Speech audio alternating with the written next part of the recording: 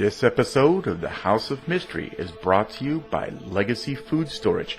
The best way to protect your family is by being prepared. LegacyFoodStorage.com. New U.S. sanctions on Iran took effect today, 6 months after President Trump pulled the U.S. out of the international nuclear deal. The sanctions target Iran's shipping, financial, and energy sectors, all key to the country's already struggling economy. The bombs, which the FBI referred to as improvised explosive devices, were sent to the FBI's bomb laboratory in Quantico, Virginia. We're in Mexico again tonight as thousands of migrants try to find a faster way to the U.S. border. The White House says it's now getting help from the Mexican government. Breaking news out of Pittsburgh. The man accused in the shooting at the synagogue in Pittsburgh is pleading not guilty, and he also wants a jury trial. You can see he's facing 44 counts. In the final seconds before the Boeing 737 MAX crashed into the water, it was traveling at more than 500 kilometers an hour. All 189 people on board were killed. You've now entered the House of Mystery. Crime, conspiracy, history, and science. With your hosts, Al Warren, Mike Brown, Julie Sav, Michael Butterfield, Dr. Joseph Usinski, and Michael Hawley. Heard on KCAA 106.5 FM Los Angeles, 102.3 FM Riverside, and 105.0 AM Palm Springs. Welcome back into the House of Mystery, and we're at the interview part of the show. We are covering true crime today, the book Checkmate, the Wallace Murder Mystery, and it's written by Mark Russell, who's on the line. Thank you for being here, Mark. You're welcome, Al. Great to be here. Well, Mark, this is quite the story. Now, I've heard a little bit about this before. How did you get into this story? Like, what led you down to this story? Because I believe it took place in, 1931. So what got you there? Yeah, it did. When I was about 9 years of age, I live in Liverpool where the crime took place. I remember an advert coming on television, one night for about a drama documentary that was going to come on, and it was called Who Killed Julia Wallace? And I was, mesmerised by the screen, Mm-hmm. It looked like someone brandishing a poker back and forth and a woman lying on the floor dead. And my mother came in the room and I said, "Have you seen this?" And she notified me that she said, "It happened just up the road, not far away, in 1931. Well, I was just amazed, intrigued completely. And at the time, in 1931, my mother's family lived in the area of Anfield where it happened. So it had a bit of a personal connection as well, So that ignited my interest in the case. And, we watched it when the programme was aired a couple of nights later. We watched it, and me parents, me mother said, "We'll go up there to Wolverton Street, where the crime happened. We'll go up to have a look at the house tomorrow." So we went up there, and it was quite eerie looking, looking at the house, and the street was in darkness. And but that moment had a lasting effect on me, and really give me the interest in the case. So how do you go about investigating a case that was in 1931? It must be pretty hard to find people that were alive at the time and knew about the crime or were part of the family, right? Or right, yeah, it was.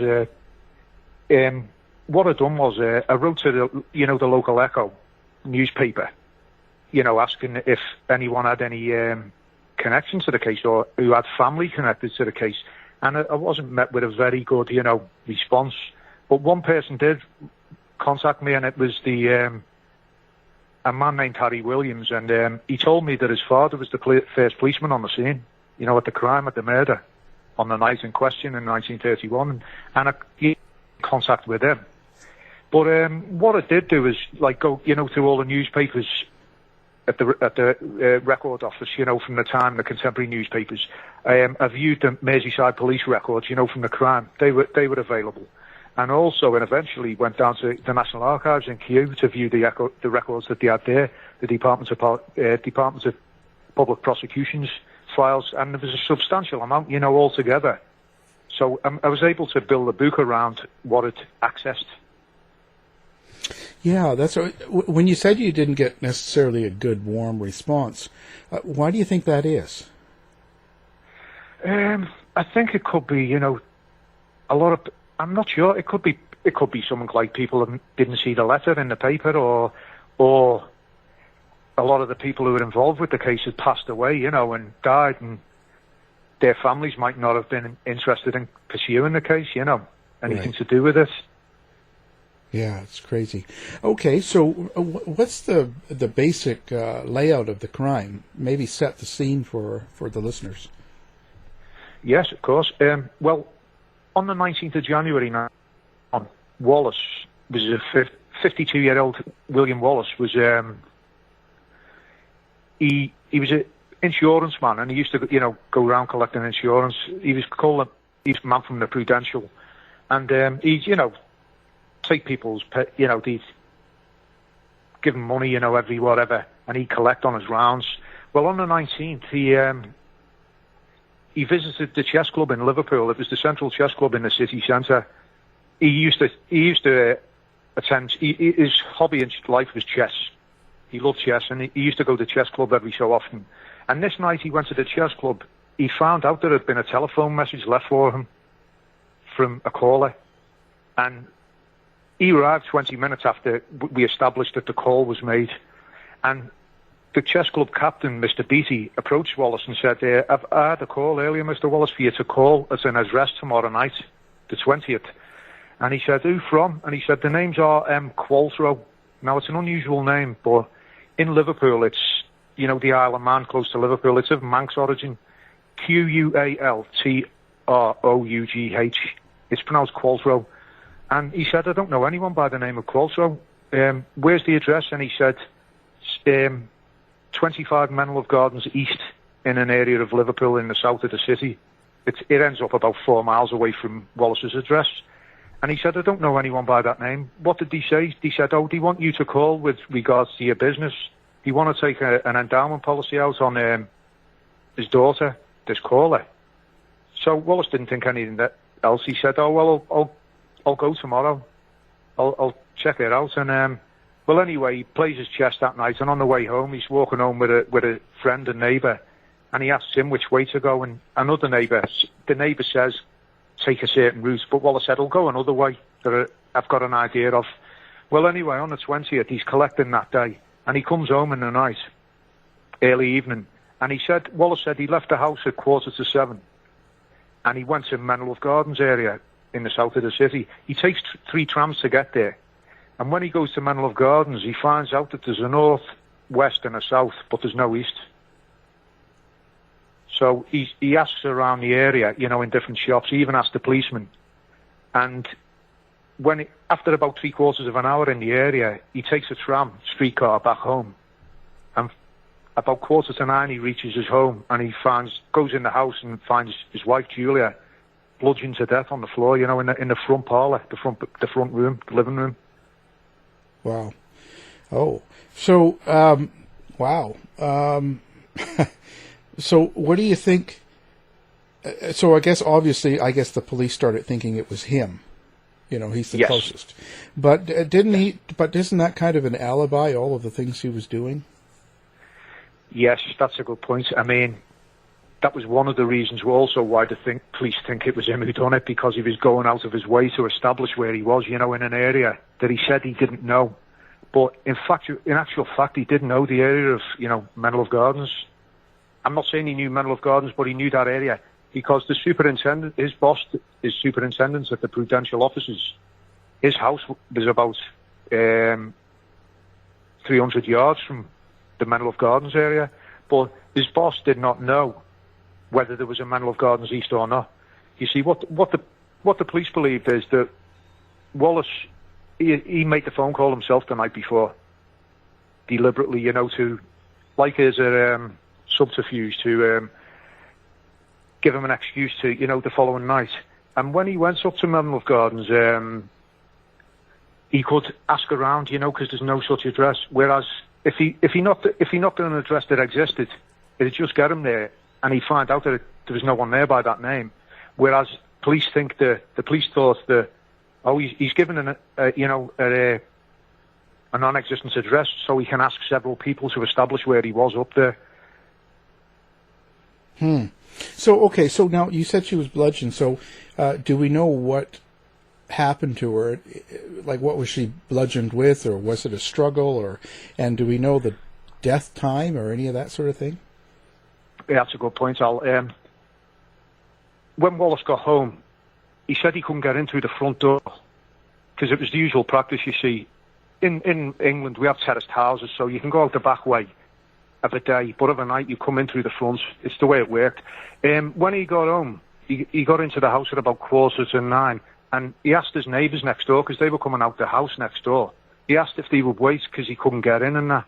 So he goes in the house and he's looking around, and then he comes back out to the neighbours and says, come in, she's been killed. So they go into the front room. Now, the police come at about 9:10, then the main police detectives, the superintendents and detectives, the main ones, the Liverpool CID, they appear about 10 to 10, and the pathologist appears about sometime just around that. And the pathologist, Mr. McFall, Dr. McFall, on his first report of the death, he said the victim had been struck 3 or 4 times with terrific force with something like with a large-headed weapon. I don't know, like a club or something. But in his reports the day after that, he changed his, evidence, saying she'd been struck with one violent, terrific blow to the left of the head, and the other 10 blows, so 11 in all, less ferocious, but to the back of the head, crushing the skull in. Now, the scenario in the front living room, where it happened, was there was a Macintosh close to her, and it had burn marks on it, ashes, and her dress also, her skirt also had burn marks on it from the rings. What they said was that she'd been leaning over the gas fire, and she'd been struck unawares. She wasn't, so in other words, that she was comfortable with whoever was in the room with her. And, but Dr. McFall said that, she'd have been killed instantly with the first blow, and would have been, the other 10 blows would have administered. She'd have been dead within 30 seconds, definitely. So it's unusual. So what do you know about their marriage? Were they getting along? Had they been fighting? Was there issues? Or was there, what would be the motive of him killing her? It's a good point. I mean, the neighbours and everyone who knew them said they seemed a devoted couple, and they seemed all in all to each other. The neighbours next door, the neighbours they met in the backyard, Wallace met, the Johnstons, said they'd never heard any noise, or any arguments between them.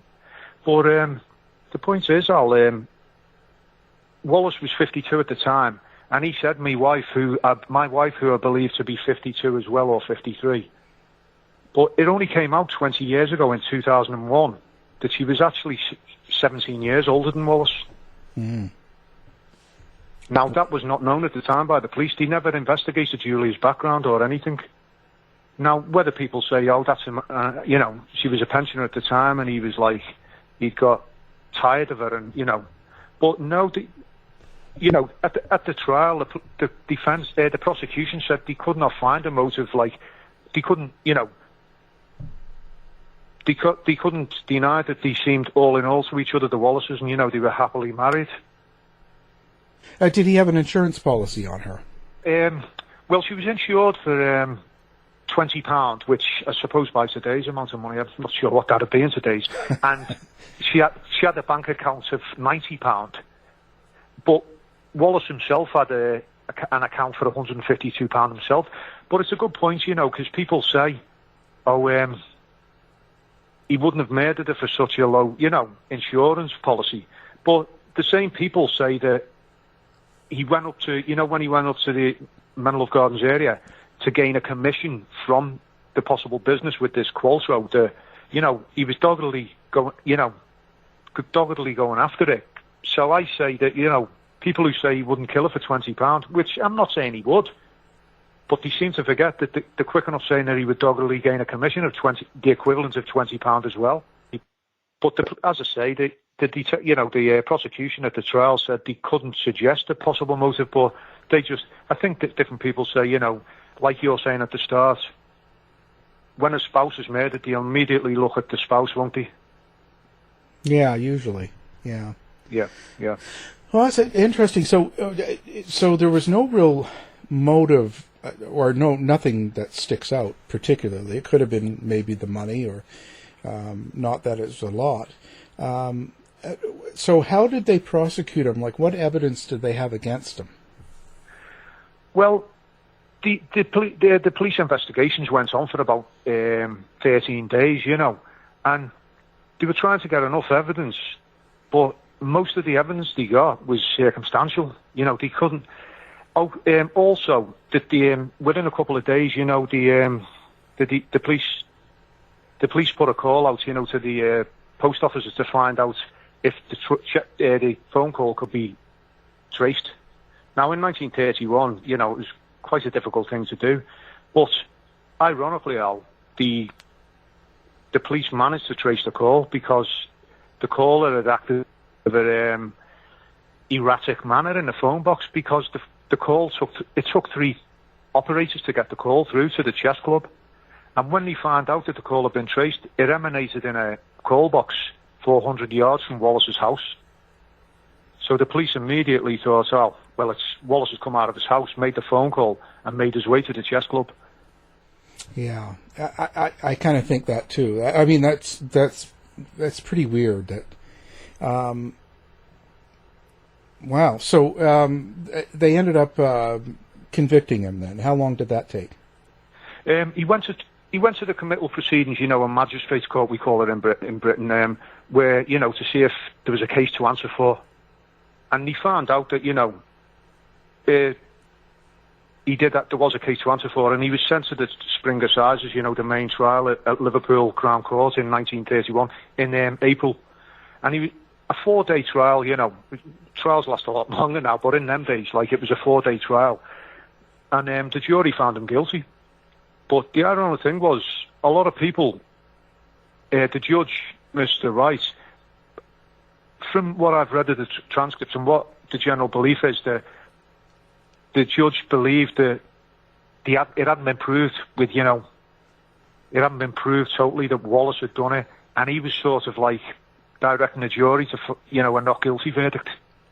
But the ironic thing was, the jury found him guilty, and then within 10 days, his solicitors put Wallace's appeal in, to be heard. Now, it didn't look very good, because there'd only ever been 2 times where appeals have been overturned in British law, and there was never one with the same background of the Wallace case.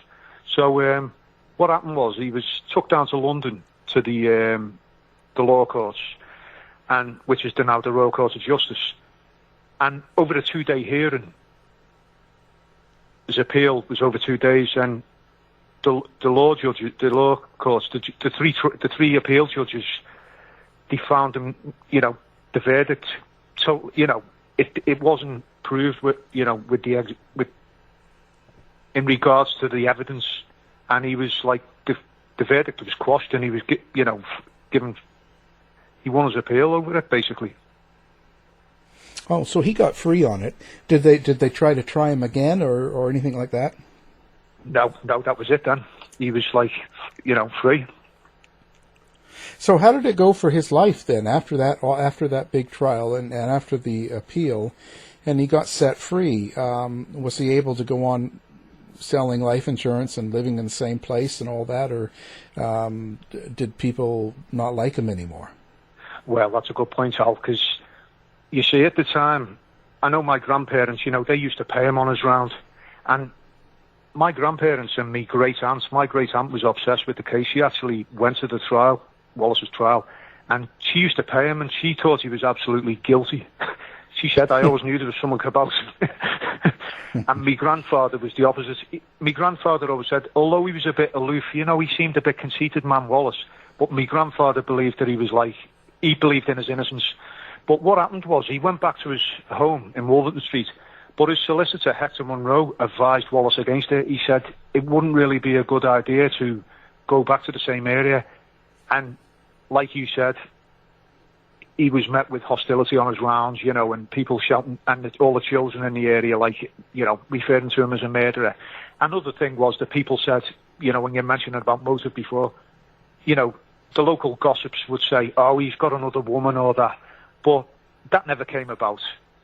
It was never found out afterwards that he had a woman, another woman in the case.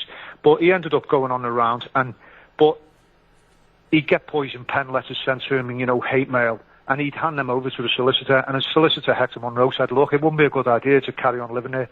And in the end, Wallace moved out and moved across the Mersey in Liverpool to the Wirral Peninsula, which is, you know, I think, and what Wallace done was, the Prudential offices is in Liverpool, in the city centre, not far from the chess club, actually. And what he done was, he said, he took him off his round and he gave him an office job, you know, to save any harassment or that. And so his bungalow was about 3/4 of a mile away by train and streetcar and that. And when he went to the chess club again, he was sort of like, you know, snubbed. He didn't, what people were used to be as, you know, co-players in the club, he didn't really want to know him anymore. So he felt, you know, I think the general consensus was that I think they thought he was guilty. But he died 2 years after, you know, he died, you know, well, just a bit more than 2 years after Julia died. He was only 54 when he passed away. What did he die of? Well, he had a recurrent kidney problem, you know. When he was younger, one of his jobs was, before he became a Prudential officer, he went to India and China. His brother was in the Far East, Joseph, his younger brother, and he advised Wallace to come over there, you know, to work as a draper's assistant and different things. But the heat. But Wallace had a recurrent kidney problem, you know. He had it operated on several times, and when he eventually come back from China in 1907, he had his left kidney removed, you know, in Guy's Hospital, and he always had this problem with his kidney. And, you know, on his death certificate, it states like uremia, which is like a urinary problem, you know, and pyelonephritis due to, you know, kidney problems and the left kidney removed. So he barely lived, you know, 2 years after his wife. Well, did they have any kids or anything like that, or not at all? No. Didn't have any children, no. How long were they together? Was this like a second marriage for them, or was this something they'd been together a long time? They met in 1911 and they married in 1914. So they've been together nearly 17 years. Neither of them had been married before, you know. Wow. It's quite strange. So I'm taking it that the jury found him guilty primarily because the phone call came from a phone box that was fairly close to his own place. Right, yeah. So that was really kind of the main piece of evidence that they had. Yeah, I think so, well, yeah. And, wow. Sorry. No, so that's crazy that they could find him guilty on that. What's your thoughts on that? I mean, it does sound kind of hokey, because if someone's looking for insurance, I mean, did they all have phones in their homes back then, or did everybody use a phone box? No, the thing is, no one really had phones. I mean, Wallace didn't have a phone at home, and a lot of people didn't. And one of the prosecution, what stated to him was, well, have you ever had a message like this left here at the chess club before anyway? And he said, no, never. And when they asked him, you see, what he was trying to make out, and the defence tried to make out in Wallace's defence, was that someone had called at the house, you know, on the night when Wallace had gone out, been shown, it was someone that Julia had known, and been shown to you see, in houses in Liverpool then, the front parlour was used mainly for admitting guests into, or in Wallace's case as well, Julia played the piano and Wallace played the violin, so it was like musical evenings as well they would have. But the belief was that someone knocked and Julia showed the killer into the front room. Obviously someone she knew because she felt relaxed with, and like you're saying, there was no struggle. She turned her back to light the fire up because it being a cold night, and that's when she was struck over the head. But on Wallace's first statement, when the police asked him, can you think of anyone who would have done this to your wife? His remark was, I have no suspicion of anyone. But yeah. In his second statement, he starts saying that there's a couple of men that used to work with him at the Prudential. Now, in Wallace's defence, people say, oh, well, hang on. If she's admitted someone to the house, who might she have you got a list of people who she might have admitted? Now, Wallace gave this list of different people, like friends of his, but he put these two workers in. One was called Richard Gordon Parry, and one was called Joseph Marsden. Now, Parry was 22 at the time, and he'd done some of Wallace's round for him when Wallace was ill about 2 or 3 years before. Now, being a young fella, he was a bit like, you know, he was a bit brash, this young fella, and some of Wallace's collection money, he noticed that some of the accounts hadn't been cashed in. In other words, he'd been pocketing some of the money, Parry. But when the police investigated Parry and Marsden, they both had alibis for the night of the murder, Al. So it was neither of them. But people now are still touting Parry as being a killer, but it wasn't him. And when you look at it, you know, you can't look really further than Wallace. I mean, myself personally, he acted in a strange manner. He was a very precise person, Wallace, and he was very intricate in everything he done. You know, people say the chess, you know, being into chess and counter moves, he's deliberately done it, you know, to make the perfect murder. I don't look at that. I think that for someone who was so, you know, he was an intelligent man. You know, he was into chemistry and everything. He gave lectures in chemistry, you know, in Liverpool for about 5 years in the 1920s. And, but I just think for those 2 nights, the night of the phone call and then the night of the visit to the Menlove Gardens area for the non-existence address, he acted rather in a ridiculous, you know, strange manner. That was you know, the address, people said to him the day after, you work for the Prudential, an insurance firm. Haven't you got a directory of Liverpool with a map in? And, you know, you never consulted a map. And he said, oh, I didn't think of it, which to me is totally against his character. Because everything he done was usually by the book, you know. Oh, I wonder, so did they check to see if she had been sexually assaulted, or did they do that back in 31? No, they did. I mean, Professor McFall, he said when he done the post-mortem, you know, the day after on the Wednesday, he said when he was removing the clothes from the victim, she was wearing like a diaper. She was incontinent. Oh. You know, yeah. Jeez, before the depends. Yeah. Well, then, but okay. So when he came home and found her, and then reported it to the neighbors and the police, when the police come, did they check to see if he was covered in blood or blood spatter or anything like that? Or yeah, good point. I mean, one thing with it all is that was one of the things my granddad believed in his innocence for, and even myself, I can't, you know, describe how someone, if it was Wallace, he managed to kill her and not have it. Yeah, when he was taken to Liverpool, the Anfield police station, he was examined by Detective Gold, and he said there was, you know, he checked his hands, his face, his legs, his boots and everything, and there wasn't any blood on Wallace. There's none on him. But the funny thing is, in their search of the house, the police as well, they hired 2 powerful lamps from the Liverpool Fire Brigade, you know, so they could check everywhere, very intricately all over the house. And there was no, with the exception of the blood in the parlour where the victim was, there was no blood in the house anywhere except in the lavatory upstairs, a small spot on the toilet pan. But they're not sure whether that was from the same time anyway. But there was no blood on him, no. Wallace, no. Wow, sure, a strange case. Yeah. And so nobody else was ever arrested, and it just sort of, the case just kind of stayed cold then. Yeah, yes. I know Wallace, you know, when he got his acquittal quashed and when he was like going back to his office job and that, he was libelled by a few newspapers, so he sued them. He was advised to sue. But he'd done an article, a five-part article for a magazine that was called John Bull in Britain in the 1930s. And he you know, people could say, well, he never exactly written it. He gave his life story, and it was ghostwritten, you know, to make it more interesting. But Wallace continued to believe that it was someone else, and in other words, it was Richard Gordon Parry. And he continued to believe that it was Parry who murdered his wife. But now this, to me, seems that I personally think it was Wallace who done it. You know, and he's trying to fit someone else up with, like, a patsy, basically.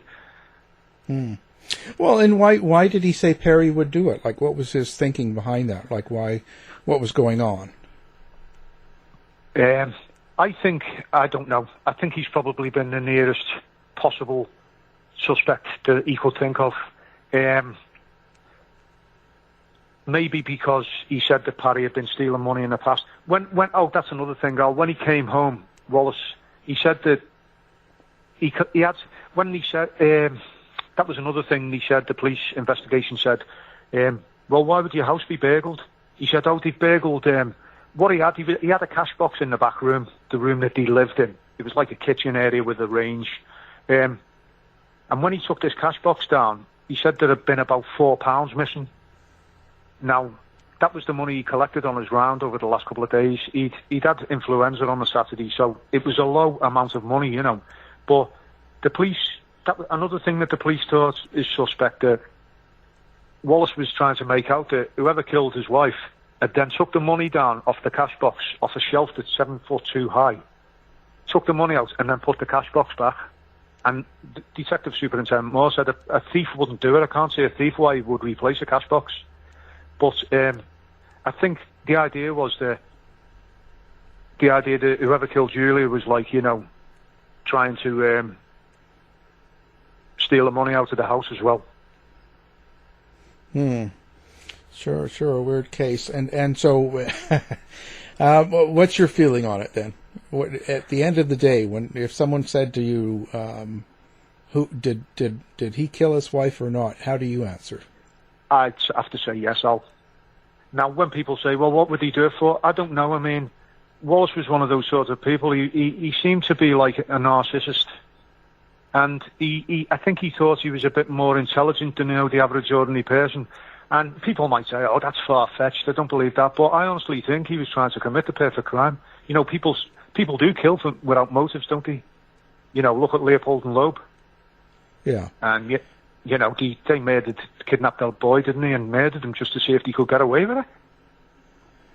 Oh yeah, there's all sorts of weird stuff that goes on. You just never know, right? But it's just strange because there's usually something. You know, he must have really disliked her then. Yes.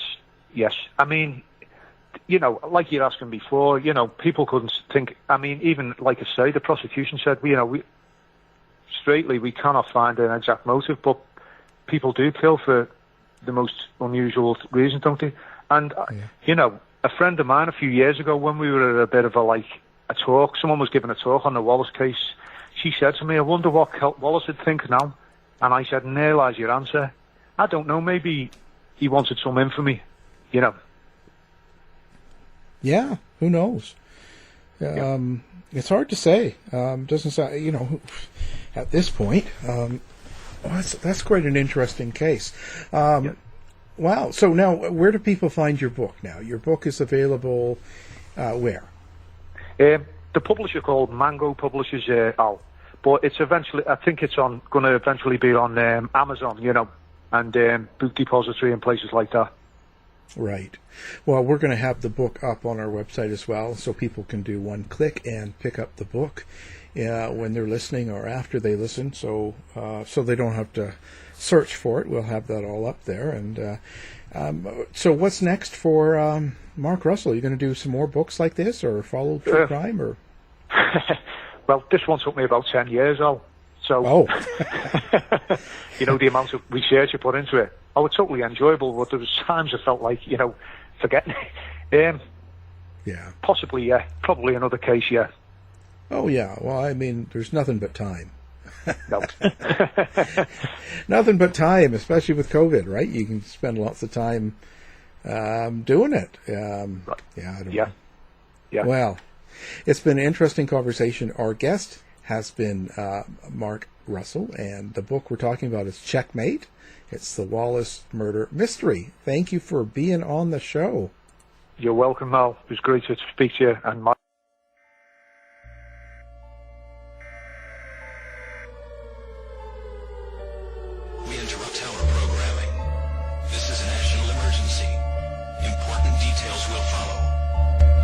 you prepared? Legacy Food Storage. The best way to protect your family is by being prepared. Go now to legacyfoodstorage.com.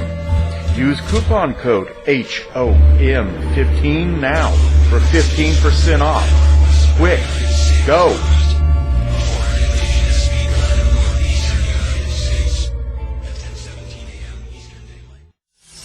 To find out more about our show, guests, or to listen to past shows from our archive, please go to www.houseofmysteryradio.com.